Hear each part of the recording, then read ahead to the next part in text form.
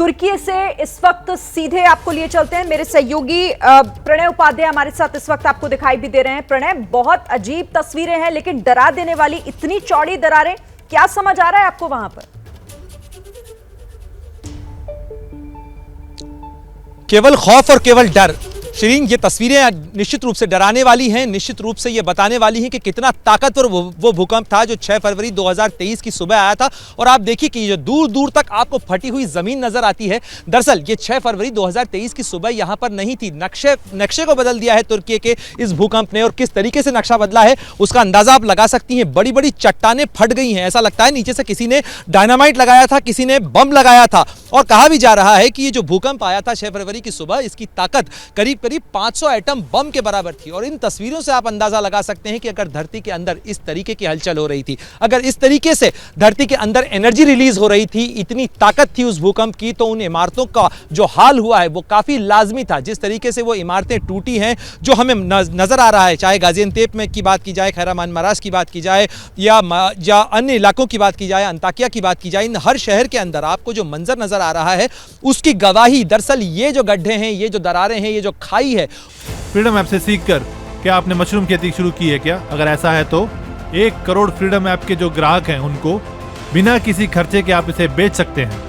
वो देती है, इस लिहाज से देती है कि धरती को फाड़ देने वाली अगर एनर्जी अंदर से रिलीज हो रही थी, इतनी चर्निंग थी धरती के अंदर, अगर जमीन के नीचे से इतना बड़ा भूकंप निकला था, इतनी बड़ी भूकंप की हलचल थी, तो जाहिर तौर के ऊपर जमीन के ऊपर, उसकी सतह के ऊपर किसी इमारत का, किसी घर का, किसी बस्ती का जो सुरक्षित रहना वो लगभग असंभव था। जिस तरीके से यहाँ पर तबाही हुई है पूरे इलाके के अंदर, और यहाँ पर आने के बाद अब भी लोग इस चीज को लेकर डरे हुए हैं। हम जब यहाँ आ रहे थे तो कई लोगों ने मना किया कि आप इस तरफ मत जाइए, यहाँ पर ज़मीन दरक रही है, ज़मीन धंस रही है। यहाँ आने के बाद भी हमने महसूस किया कि आफ्टर शॉक्स अभी भी आते हैं, और जैसे ही कोई आफ्टर शॉक आता है, इस ज़मीन का, इस चट्टान का, इन पत्थरों का कोई ना कोई हिस्सा यहाँ से गिर जाता है। यहाँ पर आप अगर थोड़ी देर रुकें तो आपको वो महसूस होता है कि किस तरीके से कोई एक हिस्सा और नीचे चला गया। और यहाँ दूर दूर तक ये घाटी का इलाका है। ये दरअसल मैं जिस जगह पर खड़ा हूँ और ये जो पौधा आप देख रही हैं, ये जैतून का पौधा है। इस इलाके के अंदर जैतून का खेत है, और करीब 35 एकड़ का खेत था, जिस खेत के अंदर इसका जो हैं वो इस तरीके से टूट के फट के बिखरे हैं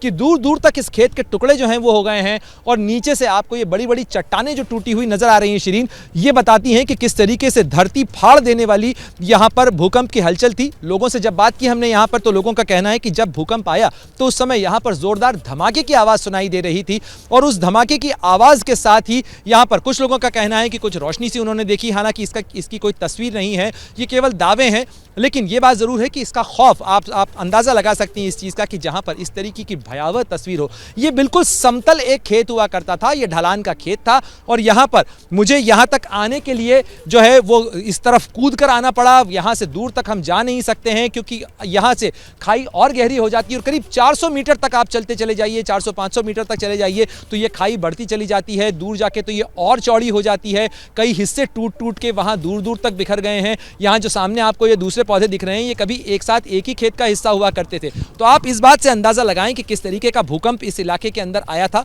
और इस इलाके के अंदर लोगों के में इस चीज का डर है कि अगर जमीन ऐसी यहां पर धंस रही है तो क्या यहां रहना मुनासिब है? क्या वो लोग यहां पर रह सकते हैं? क्या बस्तियां बसाई जा सकती हैं? क्या वापस से इस इलाके के अंदर शहर बसाना मुनासिब होगा अगर धरती के नीचे इस तरीके की हलचल यहां पर हो रही है? क्योंकि ये पूरा फॉल्ट लाइन का इलाका पहले ही कहा जा रहा था। बीते 20-30 सालों की अगर बात की जाए तो इस पूरे इलाके के अंदर भूकंप की जो आवृत्ति है, भूकंप की जो आने की जो फ्रीक्वेंसी है, वो लगातार बढ़ी है। 1999 में तुर्की में भयानक भूकंप आया था, 2020 में भी भूकंप आया था तुर्की के अंदर, और उससे भी कई इलाकों के अंदर काफी नुकसान हुआ था। और 2023 के भूकंप ने तो पूरे इलाके को तस्वीर ही बदल दी है उसकी।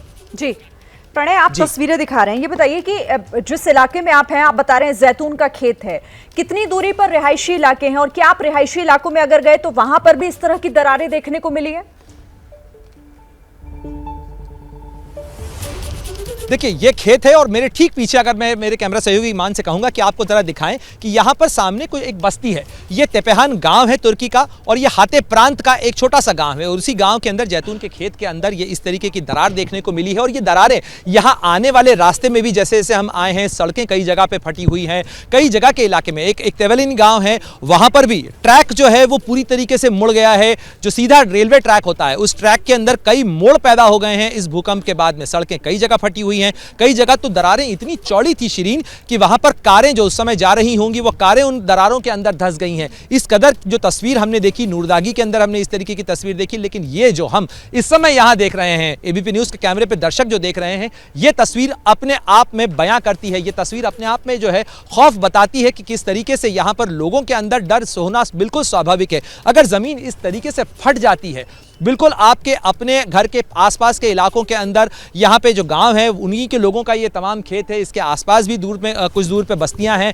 और लोग यहाँ पर रहते हैं, उनके खेत हैं, ये वो यहाँ पर आते हैं। ये ज़मीन जाहिर तौर पर थोड़ी सी सॉफ्ट ज़मीन है क्योंकि खेती की ज़मीन है यहाँ पर, और यहाँ ज़मीन के अंदर भी मिट्टी है, लेकिन ज़मीन के अंदर जो है यहाँ पर नमी है, लेकिन ये जो पत्थर हैं, ये जो चट्टानें हैं, ये चट्टानें इतनी मोटी चट्टानें हैं और इतनी मोटी चट्टानों को फाड़ देने वाली, ज़मीन के इतने टुकड़े कर देने वाली, और एक टुकड़ा नहीं, एक दरार नहीं, बल्कि यहाँ पर मल्टीपल दरारें हुई हैं। ऐसा लगता है कि नीचे किसी ने जो है ज़बरदस्त बम लगाया था और उस बम के बाद, बम के फटने के बाद ज़मीन के कई टुकड़े हो गए हैं। तो ये मंजर बताता है कि ये भूकंप न केवल बहुत भयावह था, बल्कि इसने आने वाले समय के लिए भी भय के बहुत सारे निशान दे दिए हैं, बल्कि खतरे की एक घंटी भी बजा दी है। खतरे की घंटी इस लिहाज से भी बजाई है कि अगर यहाँ पर फॉल्ट लाइन एक्टिव है, अगर यहाँ पर भूकंप का एक ऑलरेडी जोन बना हुआ है, तो ऐसे में क्या वापस से यहाँ पर शहर बसाना, यहाँ बस्तियां बसाना, यहाँ लोगों का रहना मुनासिब हो पाएगा? और यही एक डर है, यही एक खौफ है, जिसके कारण बहुत बड़ी संख्या में लोग यहाँ से पलायन कर रहे हैं, यहाँ से जा रहे हैं। हालांकि अभी भी गांव के इलाके में बहुत सारे लोग हैं जो कि इस डर के बावजूद खुले में रह रहे हैं, लेकिन उनका ये कहना है कि वो जाएं तो जाएं कहाँ, कहाँ जाएं, किस जगह पे जाएं, किसके पास जाएं, क्योंकि उनका सब कुछ इसी इलाके के अंदर है। लेकिन स्वाभाविक रूप से तुर्की की सरकार के लिए एक बड़ा सवाल जरूर हो गया है, खासतौर पर इस भूकंप के बाद में, कि जो नए शहर बसाए जाएंगे, जो नई बस्तियां बसाई जाएंगी, जो नए अपार्टमेंट्स बिल्ड किए जाएंगे, वो किस तरीके से बनाए जाएं, कैसे लोगों को बसाया जाए। क्योंकि अगर भूकंप इस इलाके में इस कदर ताकत के साथ आ रहा है और रह के आ रहा है, बार बार इसकी आवृत्ति बढ़ती जा रही है, और अगर उसकी ताकत इस कदर बढ़ रही है कि वो धरती को इस तरीके से फाड़ने की ताकत रखता है, उसके जो झटके हैं वो दूर दूर तक महसूस किए जा रहे हैं। इस बार जो 6 फरवरी को भूकंप आया था शिरीन, उसके झटके केवल तुर्की ने नहीं, बल्कि सीरिया ने, जॉर्डन ने, इराक में ने, और साथ साथ साइप्रस, तमाम इलाकों में इस भूकंप के झटके महसूस किए गए। कई इलाकों में तबाही हुई है, सीरिया में काफ़ी तबाही हुई है, अलेप्पो शहर जो सीरिया का है उसमें तबाही हुई है, और हमने लंबा हिस्सा जो है इस भूकंप प्रभावित इलाके का कवर किया है। हम पजारचिक गए थे, हमने गाजियान्तेप देखा, हमने नूरदागी देखा, खैरा मानमाराश देखा, अंताकिया देखा, इस्कंदरून देखा, और अब हम जो तेपेहन गांव है वहां की तस्वीर देखने के लिए जब हम यहां पहुंचे, तो ये तस्वीर तो बताती है कि यहां पर भूकंप का एक तरीके से कहा जाए कि ये भूकंप की करवट का क्षेत्र है, जहां पर लगातार भूकंप न केवल जागृत है, जीवित है। जी वाकई डरा देने वाली और दहशत बढ़ाने वाली तस्वीरें हैं प्रणय, जो इस वक्त आप वहां से दिखा रहे हैं। फिलहाल बहुत शुक्रिया आपका ये रिपोर्ट हमारे दर्शकों तक पहुंचाने के लिए। तो ग्राउंड जीरो से लगातार हर एक तस्वीर प्रणय उपाध्याय के जरिए आप देख रहे हैं। फ्रीडम ऐप से सीखकर क्या आपने मशरूम खेती शुरू की है क्या? अगर ऐसा है तो 1 करोड़ फ्रीडम ऐप के जो ग्राहक हैं उनको बिना किसी खर्चे के आप इसे बेच सकते हैं।